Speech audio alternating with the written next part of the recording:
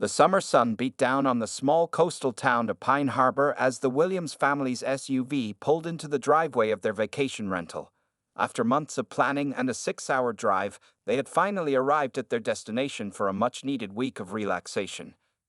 Commander Marcus Williams eased the vehicle to a stop and turned off the engine. At 42 years old, his athletic build and perfect posture reflected his 15 years of dedicated service as a Navy SEAL. The military had taken him around the world on countless missions, but this trip was about something far more important: quality time with his family. "We made it," Marcus announced, glancing in the rearview mirror at his children. His wife, Dr. Tanya Williams, stretched in the passenger seat beside him. As a pediatrician at a busy urban hospital, she rarely got consecutive days off. This vacation represented their first real break in nearly 2 years. Finally, 14-year-old Zoe exclaimed from the back seat, not looking up from her phone. Despite her apparent disinterest, Marcus knew she had been looking forward to this trip as much as anyone.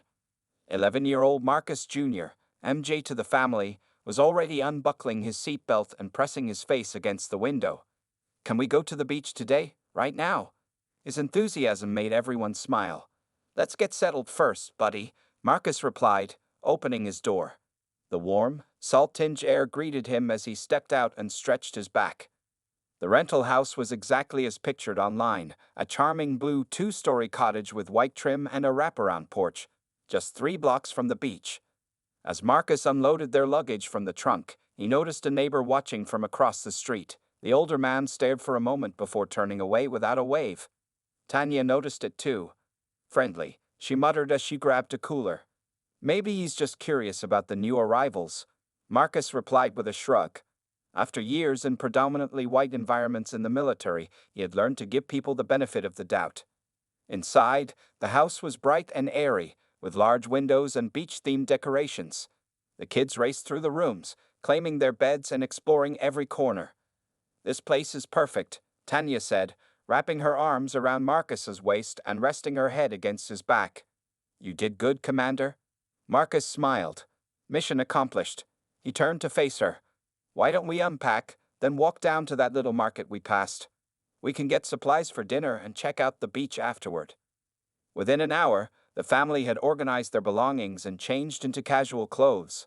Marcus tucked his wallet into his shorts, making sure his military ID was inside alongside his driver's license, a habit from years of security protocols.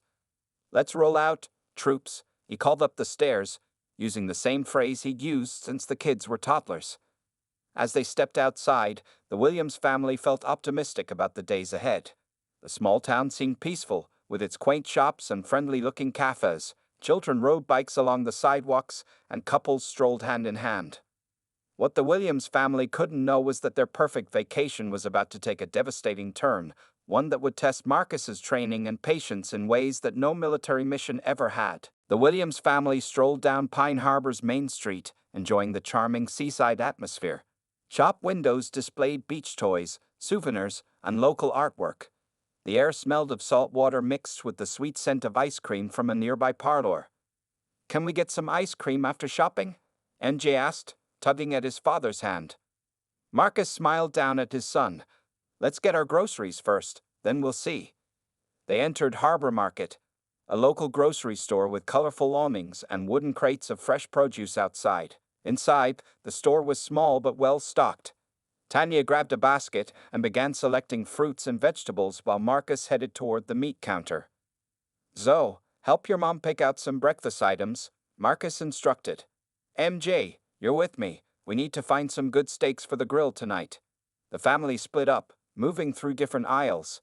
Marcus noticed a few curious glances from other shoppers, but he was used to it. Being one of the few black families in predominantly white spaces was nothing new to them.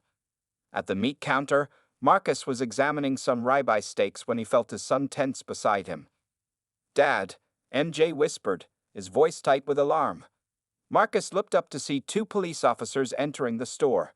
They spoke briefly to the cashier, who pointed in their direction. Something in the officer's posture made Marcus's military instincts kick in. He placed a protective hand on MJ's shoulder. "It's okay, buddy," he said calmly, though he wasn't sure that was true. The officers approached quickly, hands resting on their holsters. One was tall with a crew cut, the other shorter with a mustache. Neither was smiling. "Sir, I need you and your son to step outside with us," the taller officer said, his voice loud enough that nearby shoppers turned to stare. "May I ask what this is about?" Marcus asked, keeping his voice level while scanning the store for Tanya and Zoe. "Just step outside, sir." "Now," the officer repeated, this time placing his hand firmly on his gun. Marcus saw Tanya and Zoe rounding the corner of an aisle. The second officer immediately intercepted them. "What's happening?" Tanya asked, her professional composure cracking as the officer directed her toward the door. "Everyone outside, please," the mustached officer ordered, his hand gripping Zoe's arm when she hesitated. "Don't touch my daughter," Marcus said, his voice carrying the authority that commanded respect in the military. But here, it seemed to make the situation worse. "Sir, do not raise your voice. Exit the store immediately," the first officer barked, now drawing his weapon partially from its holster. Outside, 3 more police cars pulled up, lights flashing. Vacation-goers stopped to stare. Some pulled out phones to record the scene. "Face the wall, hands on your head," the taller officer instructed Marcus once they were outside.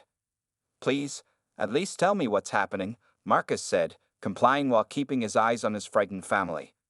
There was a robbery at the jewelry store down the street. Suspects were described as a black family. You matched the description. Marcus felt his heart sink. "Officer, we just arrived in town. We're here on vacation. My military ID is in my wallet." "Stop talking," the officer cut him off, roughly patting him down before pulling his arms behind his back. The cold metal of handcuffs clicked around his wrists. MJ began to cry. "Dad." "It's okay, son. Stay calm. We'll sort this out," Marcus assured him, even as he watched another officer separating his family, directing Tanya and the children toward different police cars. "Please don't separate us from our children," Tanya pleaded, her doctor's composure completely gone now.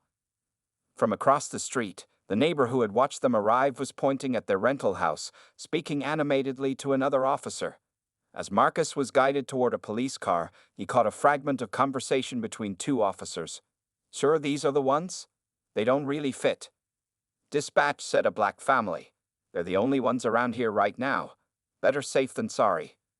The car door closed behind Marcus, cutting him off from his family as they were loaded into separate vehicles. Through the window, you could see tourists taking photos, shopkeepers watching from doorways, and his son's tearful face in the back of another police car. The Pine Harbor police station buzzed with activity as the Williams family was brought in through separate entrances. The building was small, typical of a coastal town, with faded blue walls and the smell of old coffee hanging in the air. Marcus sat alone in a small interrogation room, his military training kicking in as he controlled his breathing. The metal chair was uncomfortable, and his wrists still stung from the tight handcuffs they had only removed moments ago. Through the thin walls, you could hear his son's muffled crying from another room, each sob like a knife to his heart. Officer Brennan, the taller officer with the crew cut, placed a tape recorder on the metal table and pressed record. "State your name and what you were doing in Pine Harbor," he demanded, not making eye contact as he flipped through a notepad. "My name is Commander Marcus Williams, United States Navy SEALs. My family and I arrived in Pine Harbor approximately 2 hours ago for a week-long vacation. We were purchasing groceries when your officers detained us." Officer Brennan looked up sharply. "Commander, you expect me to believe that? My military ID is in my wallet, which your officers confiscated. I've served 15 years, including 4 combat deployments." The second officer, Reynolds, snorted from his position by the door. "Sure, and I'm the Secretary of Defense." Marcus kept his voice steady. "Officer, I understand you're responding to a reported crime. My family had nothing to do with it. We just arrived in town. Our rental car is still packed with luggage. The house owner can confirm we checked in today." A witness described seeing a black family casing the jewelry store an hour before the robbery, Brennan said, tapping his pen against the table. "You matched the description." "A black family is your description?" Marcus asked, raising an eyebrow. "That's it. No specifics about height, weight, clothing, age, just skin color?" Brennan shifted uncomfortably but didn't respond directly. Where were you at approximately 3:30 this afternoon? Still driving to Pine Harbor with my family. We arrived around 4:15. Check the rental agreement. Call the property manager. She met us there. In another room, Tanya was trying to comfort Zoe, who had been allowed to stay with her mother while MJ was questioned separately. Mom, why are they doing this to us? Zoe asked, her teenage confidence shattered. We didn't do anything. I know, baby, Tanya whispered, holding her daughter close. It's a misunderstanding. Dad will sort it out. Outside in the hallway, Officer Reynolds left Marcus's interrogation room and approached the police chief, who had just arrived. What's the situation? Chief Parker asked, removing his hat. Picked up a black family matching the jewelry store robbery description. Man claims he's some kind of Navy commander, Reynolds explained, rolling his eyes. Did you check his ID? Parker asked. Not yet. Perkins is running the plates on their rental car. Just then, Officer Perkins approached with a concerned expression. Chief, we have a problem. Their story checks out. The rental agreement was signed today at 4:20 p.m. The robbery happened at 3:45, and the car is registered to the U.S. Navy Family Services Program. Chief Parker's expression darkened. And the ID. Perkins handed over Marcus's wallet. I just ran it. He's Commander Marcus Williams, decorated Navy SEAL, currently stationed at Naval Amphibious Base Coronado. His wife is Dr. Tanya Williams, pediatrician at Mercy Hospital in San Diego. Officer Reynolds paled. But the witness description. Let me hear the exact description, Chief Parker demanded. Officer Perkins checked his notes. Caller said, and I quote, I saw a black family looking suspicious around the jewelry store. When pressed for details, they just said, they don't look like they belong in this neighborhood. Through the small window in the interrogation room door, Chief Parker observed Marcus sitting perfectly still, his posture erect despite the circumstances. Even in civilian clothes, there was no mistaking the military bearing. Get the body cams from the arrest, Parker ordered, and bring the family together in my office. Now. As the officers scrambled to follow orders, a dispatcher called out from across the room. Chief, the actual robbers were just caught at the county line. 2 white males in their 20s. They had the jewelry store merchandise in their vehicle. The station fell silent as all eyes turned toward the rooms holding the Williams family. Chief Parker's office was cramped but tidy, with framed certificates and fishing photos covering one wall. The Williams family sat close together on a small couch, MJ still sniffling as he pressed against his father's side. Marcus had one arm around his son and the other holding Tanya's hand. Zoe sat rigidly on her mother's other side, her expression a mixture of anger and fear. Commander Williams, Dr. Williams, Chief Parker began, his voice carrying a weight of discomfort. I want to personally apologize for what happened today. Marcus kept his face neutral. I appreciate that, Chief, but I'm still waiting to understand exactly why my family was detained in the first place. The chief gestured to a folder on his desk. We received a call about suspicious individuals near Coastal Jewelers. The caller specifically mentioned. He paused, clearly uncomfortable. A black family. Marcus finished for him. Yes, your officers made that clear. Was there any other description? Chief Parker shifted in his seat. Unfortunately, no. Just that you didn't belong in the neighborhood. I've just been informed the actual perpetrators have been apprehended. They bear no resemblance to your family. Tanya leaned forward. So you detained us, traumatized our children, based solely on our race. Before the chief could answer, there was a knock on the door. Officer Perkins entered, holding a tablet. Chief, I have the body cam footage you requested. Parker nodded. Please play the relevant sections. Perkins placed the tablet on the desk and tapped the screen. The footage showed Officers Brennan and Reynolds arriving at the market. The conversation was clearly audible. Which ones? Reynolds asked. The black family, Brennan replied. Only ones I see in here. Reynolds lowered his voice, but the microphone still caught his words. They look kinda nice for robbers. Too well dressed. Better safe than sorry. That neighborhood's pretty much all white anyway. They don't look like they belong there. Marcus felt Tanya's hand tighten in his as the footage continued. showing the officers' rough handling of their family. When the video showed MJ crying as he was separated from his parents, Marcus had to look away. Chief Parker stopped the playback, his face flushed with embarrassment. "I've seen enough. Those comments were completely unacceptable." He turned back to the Williams family. "Commander, when Officer Perkins finally checked your identification, he recognized your name. I believe you received the Navy Cross 3 years ago?" Marcus nodded once. "Yes. I was at that ceremony," came a voice from the doorway. Everyone turned to see a tall man in his 50s wearing a naval uniform with captain's insignia. "Captain Miller," Marcus said, standing immediately. Chief Parker looked between them. "You know each other?" Captain Miller nodded. "Commander Williams served under my command during Operation Northern Shield. One of the finest officers I've ever worked with." He turned to Marcus. "I was in town visiting my brother when I heard about the incident on the police scanner. Recognized your name immediately." Miller addressed Chief Parker directly. "This man has led some of the most dangerous missions in recent naval history. He saved countless lives, including mine, and this is how your department treats him and his family?" The chief looked genuinely pained. "There's no excuse, Captain. Commander, we made a terrible mistake based on inadequate information and, I must acknowledge, biased assumptions." Marcus remained standing, his military bearing unshaken despite the day's events. "Chief Parker, I don't want special treatment because of my rank or service. I want proper treatment because we're citizens. My children watched their parents being handcuffed for buying groceries."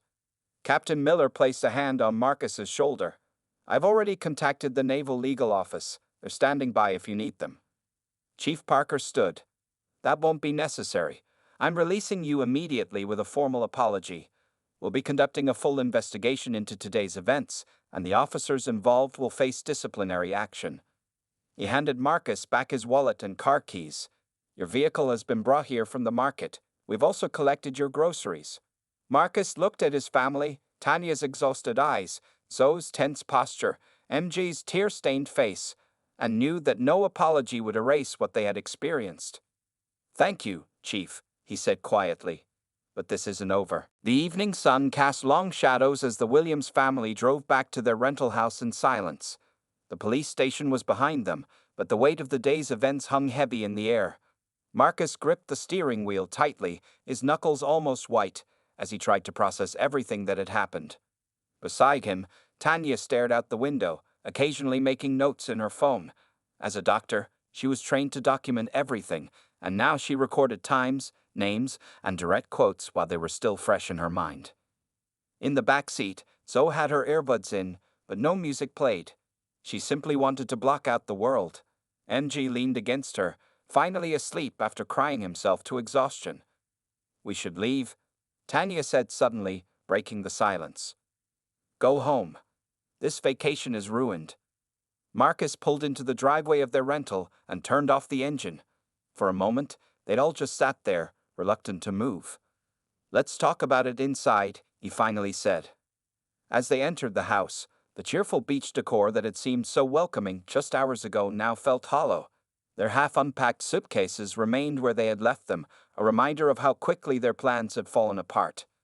Marcus gently carried MJ to the couch and covered him with a throw blanket, so disappeared upstairs without a word. In the kitchen, Tanya leaned against the counter, arms crossed. "I've never seen them like this, Marcus.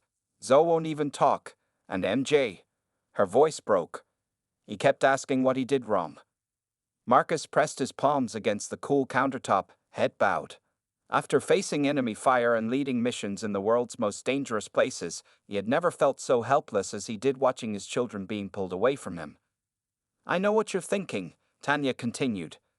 "This is why you always carry your ID, why you wear those polo shirts instead of t-shirts, why you're always so perfect in public." She wiped a tear from her cheek. "But it didn't matter, did it? They didn't even look at your ID until it was too late." "No," Marcus agreed quietly. "It didn't matter." He moved to the window and looked out at the peaceful street. Families were returning from the beach, children laughing, normal vacation scenes playing out everywhere. "We have two choices," he said finally. "We can go home, or we can stay. After what happened, how can we possibly enjoy ourselves here?" Marcus turned to face his wife. This isn't about enjoying ourselves anymore. It's about what we teach our children. He walked over and took her hands in his. If we leave, what message does that send to Zoe and MJ? That when someone treats you unfairly, you run? That some places aren't for families like ours? Tanya sighed deeply. And if we stay, pretend everything's fine while looking over our shoulders the whole time? Not pretending everything's fine, acknowledging what happened, processing it, and then showing them how to move forward with dignity. His voice took on the calm, measured tone he used when briefing his team before difficult missions. I want them to see us stand our ground. A soft voice came from the doorway. I want to stay. They turned to see Zoe standing there, her eyes red but determined. I heard you talking, she explained, and I think we should stay. If we go home, those cops win. Marcus felt a surge of pride at his daughter's resilience. What about your brother? Tanya asked gently. Zoe shrugged. MJ will follow Dad's lead. If Dad says we're staying, and it's going to be okay, they'll believe it. Marcus walked over and pulled his daughter into a hug. When did you get so wise? I've had good teachers, she mumbled against his chest. Tanya joined their embrace. Okay, we stay, but we're going to talk about what happened, process it properly. And you? She poked Marcus in the chest, are going to use those SEAL techniques to help us all deal with the stress. For the first time since their ordeal began, Marcus felt a small sense of control returning. He had trained for years to handle crisis situations, to make clear decisions under pressure. Now he needed those skills not for a military mission, but for something far more important, helping his family heal. First session starts now, he said. Everyone sit down. We're going to talk about what happened, how it made us feel, and what we can do about those feelings. Outside, the sun continued to set on their first day of vacation, a day none of them would ever forget. The news spread like wildfire. By morning, Commander Williams's phone buzzed constantly with notifications. Captain Miller had informed his commanding officer about the incident, who then contacted the Navy's Public Affairs Office. Meanwhile, one of the tourists who had recorded the Williams family's arrest uploaded the video to social media. It had already reached 50,000 views. They want statements, Marcus told Tanya as she prepared breakfast. He scrolled through his messages, his expression grim. Naval Command, 3 news outlets, and the NSSCP. Tanya flipped a pancake, her movements precise and controlled. What are you going to do? Before Marcus could answer, MJ walked into the kitchen, his eyes still puffy from yesterday's tears. Morning, buddy, Marcus said, setting his phone down. Sleep okay? MJ shrugged, climbing onto a stool at the counter. I had a bad dream that the police came back. Tanya placed a comforting hand on her son's shoulder before serving him pancakes shaped like dolphins. That's not going to happen, sweetie. Dad and I won't let it. Marcus's phone rang again. This time, it was Chief Parker. Commander Williams, the chief began, his voice strained. I'm calling to inform you that Officers Brennan and Reynolds have been placed on administrative leave pending a full investigation. The mayor would like to meet with you today to personally apologize. I appreciate the update, Chief, Marcus replied evenly. But my focus right now is on my family. We're trying to salvage what's left of our vacation. Of course, I understand. But there's something else you should know. The video of your arrest is circulating online. Local community organizations are planning a protest outside our station this afternoon. Marcus pinched the bridge of his nose. What had started as a simple family vacation was now turning into a public incident. After ending the call, he joined his family at the breakfast table. Zoe was showing MJ funny videos on her phone, trying to cheer him up. We need to talk about how we want to handle this, Marcus said. This situation is getting bigger than just us. Tanya nodded. I heard. What do you think we should do? Marcus considered his options.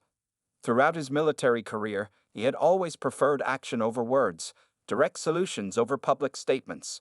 But this was different. I'm not interested in being the face of a protest, he said finally.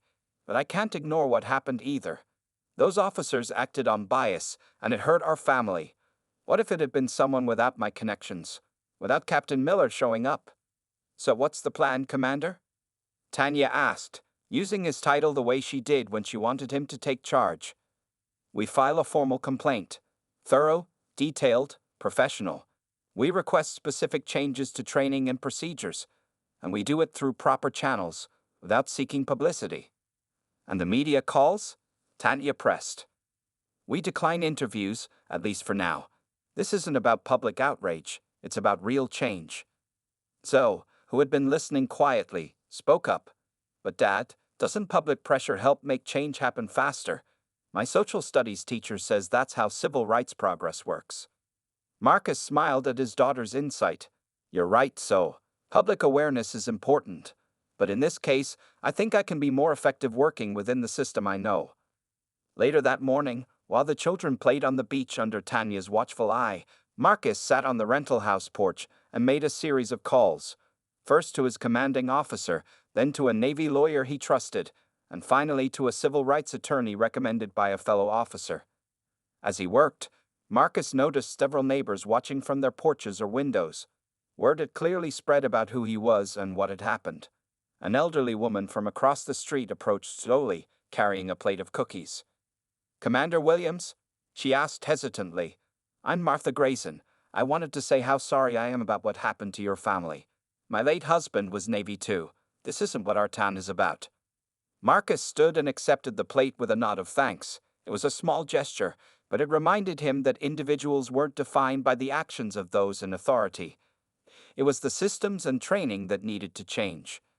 As Martha walked away, Marcus's phone buzzed with a text from Captain Miller, Naval Base Commander and Diversity Officer, requesting meeting with Pine Harbor Police leadership tomorrow. Your complaint has people's attention. How do you want to proceed?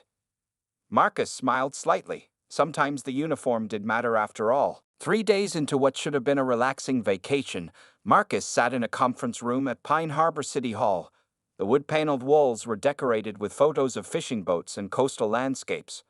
Across the table sat Chief Parker, Mayor Wilson, and the city attorney. Captain Miller and Commander Rodriguez, the Navy's diversity officer, flanked Marcus. "We've reviewed the body cam footage and witness statements," the city attorney said, sliding a folder across the table. "The evidence clearly shows that proper protocols were not followed during your family's detention." Marcus opened the folder but already knew what it contained. He had spent hours documenting every detail of the incident, drawing on the same precision he used for mission reports. "This goes beyond protocols," Commander Rodriguez said firmly. "This was a clear case of racial profiling." Chief Parker shifted uncomfortably. "We've begun a full internal affairs investigation. What happened to the Williams family was unacceptable." "With all due respect," Marcus said, his voice calm but commanding, "this isn't just about my family. The internal investigation report shows this isn't an isolated incident." He pulled out the document he had received that morning through his attorney, a report showing 6 similar complaints filed against the department in the past 2 years, all involving Black or Hispanic visitors to Pine Harbor. Mayor Wilson's eyes widened. "Where did you get this?" "Public records request," Marcus replied. "Filed by my attorney yesterday, expedited due to the circumstances." The room fell silent. Marcus had come prepared, just as he would for any mission. He had spent the previous evening reading every complaint, noting patterns, and identifying systemic issues. "Commander Williams," the mayor began cautiously, "what outcome are you seeking here?" Marcus leaned forward. "I want 3 things. First, accountability for the officers involved. Second, mandatory bias training for the entire department. And third, a civilian review board with actual authority." Chief Parker started to object, but Marcus continued. "This isn't just for my family. It's for everyone who visits or lives in Pine Harbor." Meanwhile, back at the beach rental, Tanya had organized an impromptu gathering. Several military families stationed nearby had reached out after hearing about the incident. They now sat in the living room with Zoe and MJ, sharing similar experiences. "The first time it happened, I didn't know what to do," said Lieutenant Davis, cradling his infant daughter. "I was in uniform, and they still pulled me over and asked whose car I was driving." MJ, who had been quiet for days, finally spoke up. "Were you scared?" The lieutenant nodded. "Yes, I was, but I also knew it wasn't my fault." Zoe, who had been taking notes on her tablet, looked up. "That's what Dad says too. He says it's important to remember it's not about us, It's about their training and assumptions. Tanya watched her children with pride. Instead of letting the incident defeat them, the family was turning it into a learning experience, painful as it was. Back at City Hall, the meeting was wrapping up. After 2 hours of discussion, the city officials had agreed to most of Marcus's requests. "We'll implement the bias training immediately," Chief Parker said. "And I'll support the Civilian Review Board proposal at the next council meeting." "What about Officers Brennan and Reynolds?" Captain Miller asked. The chief sighed. "The Internal Affairs investigation recommends a 1-month suspension without pay, mandatory retraining, and 6 months of probation." Marcus nodded, satisfied that there would be consequences. He wasn't out for vengeance, just accountability. As they left the building, local reporters waited outside. Camera flashes lit up the steps as Marcus emerged with the naval officers. "Commander Williams, will you be filing a lawsuit?" one reporter called out. Marcus paused and faced the cameras. He hadn't planned to make a statement, but he recognized an opportunity to shape the narrative. "This isn't about lawsuits," he said clearly. "It's about making sure what happened to my family doesn't happen to anyone else. Pine Harbor officials have committed to meaningful changes, and the Navy will be partnering with them on new training programs. Today marks the beginning of progress, not the end of a story." As Marcus walked away from the microphones, Commander Rodriguez clapped him on the shoulder. "Well handled, Williams. You'd make a good diplomat." Marcus smiled slightly. "I just want to get back to my family. We still have 3 days of vacation left." 6 months had passed since the Williams family's vacation in Pine Harbor. The autumn leaves had fallen, winter had come and gone, and now spring brought new beginnings to their San Diego home. Marcus stood in his dress whites before the bathroom mirror, adjusting his medals with practiced precision. "You nervous?" Tanya asked, appearing in the doorway in a smart navy blue dress. "SEALs don't get nervous," he replied with a small smile. She raised an eyebrow. "Even when giving speeches to police cadets?" "Maybe a little," he admitted, turning to face her. "It's different from a mission briefing." Today marked the culmination of months of work. Following the incident, Marcus had channeled his military discipline into something constructive. Downstairs, Zoe helped MJ with his tie. Both children were dressed formally for the occasion. "Do you think those police officers will be there?" MJ asked, his voice small but steady. "I don't know," Zoe answered honestly. "But Dad says it doesn't matter. This isn't about them anymore." The changes in Pine Harbor had been significant. The Civilian Review Board was now operational. Officers Brennan and Reynolds had completed their suspensions and retraining. Chief Parker had instituted body camera reviews and new protocols for detention based on witness descriptions. But perhaps the most meaningful change was happening today at the Regional Police Academy. Marcus had been invited to share his experience as part of a new training module on community relations. The drive to the academy was quiet, each family member lost in their own thoughts. For Marcus, the memories remained vivid, the handcuffs biting into his wrists, MJ's tears, Zoe's anger. But those memories now served a purpose. As they entered the academy building, Captain Miller greeted them in the lobby. "Commander Williams," he said, shaking Marcus's hand. "Quite a turnout today. Cadets from 5 different departments, plus senior officers." They followed him to a large auditorium filled with nearly 200 police cadets in uniform. At the front row, Marcus recognized Chief Parker and Mayor Wilson from Pine Harbor, who had made the 3-hour drive for the event. Marcus took his place at the podium while his family sat in reserved seats nearby. He looked out at the sea of faces, young men and women at the beginning of their law enforcement careers. "Good morning," he began. "My name is Commander Marcus Williams. I've served 15 years as a Navy SEAL, completed 4 combat deployments, and led teams in some of the most dangerous regions on Earth." He paused, letting his military credentials sink in. "But 6 months ago, none of that mattered when I became just another black man in the wrong place at the wrong time." For the next 20 minutes, Marcus recounted the events in Pine Harbor without anger or accusation, just clear, factual storytelling. He described how it felt to be handcuffed in front of his children, the fear in his wife's eyes, and the confusion of being treated like a criminal while on vacation. "I'm not here to make you feel guilty," he told the cadets. "I'm here because what you learn in this academy will determine whether scenes like this continue to play out in our communities." In the audience, MJ sat up straighter as his father spoke. The boy who had cried himself to sleep that night now watched with pride as his father's story became a teaching moment. After the presentation, several cadets approached the family. One young woman, with tears in her eyes, thanked them for sharing their experience. "I joined the academy because I want to protect people," she said. "I never want anyone to feel the way your family did." As they prepared to leave, Chief Parker approached with an envelope. "Commander Williams, this is from the Pine Harbor City Council," he said, handing it to Marcus. "It's a formal invitation for your family to return this summer. The rental is already paid for, a small gesture of our commitment to making things right." Marcus looked at his family. Tanya nodded slightly. "We appreciate the invitation, Chief," Marcus said. "I think we might take you up on that." Outside the academy, the Williams family paused in the spring sunshine. "Are we really going back?" Stowe asked. Marcus put his arms around his children. "What do you think? Should we give Pine Harbor another chance?" MJ looked up at his father. "You always say we finish what we start." "And that running away doesn't solve problems," Zoe added. Tanya joined their circle. "Plus, we never did get to enjoy that beach." As they walked to their car, Marcus reflected on the journey of the past 6 months. What had begun as a traumatic vacation had transformed into something meaningful, not just for his family, but potentially for countless others who might be spared similar experiences. It wasn't the resolution he would have chosen, but as any SEAL knew, sometimes the mission changed, and success looked different than expected.